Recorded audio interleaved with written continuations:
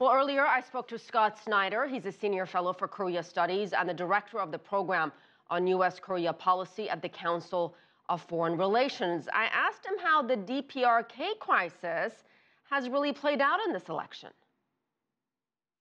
Well, honestly, I think that the main focus has really been on South Korean domestic politics because the shock of having a president implicated in a major scandal and now actually going from Blue House to going to jail has really dominated the atmosphere and has given the liberal Democratic Party candidate a real edge going into this very short election campaign following the impeachment.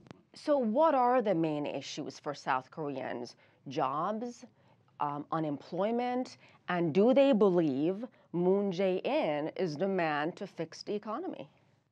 Well, jobs and unemployment are significant issues. I'm not sure that any of the candidates really had complete solutions to the scope of the challenges that South Korea faces. But candidate Moon has promised to try to beef up the public sector so there would be opportunities for jobs there. He has competitors who had different philosophies for grappling with some of the issues in the South Korean economy. One big issue is economic inequality because of the predominant role of the large conglomerates in South Korea as part of the economy.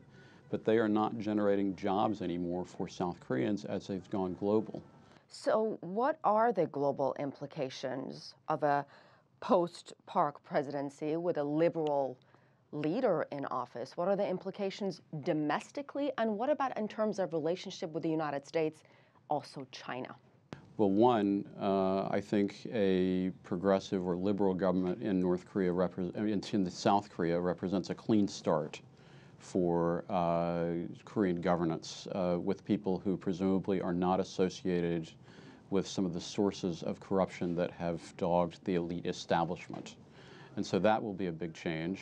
It will mean that there are tensions in the society and constraints on the new president because there are large segments of the society that still have conservative views.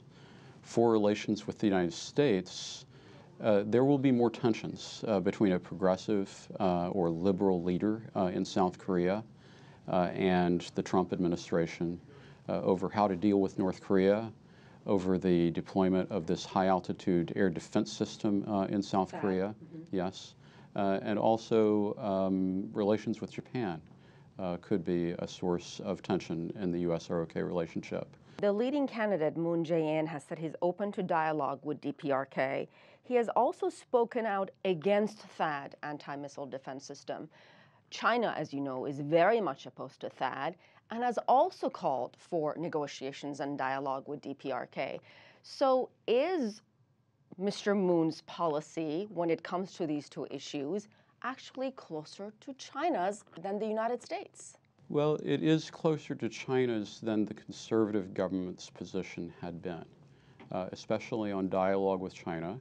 And Moon has really called for a review of the process by which the THAAD decision has been made, but I don't know if he will end up overturning that decision because South Korean public support for the THAAD deployment remains high.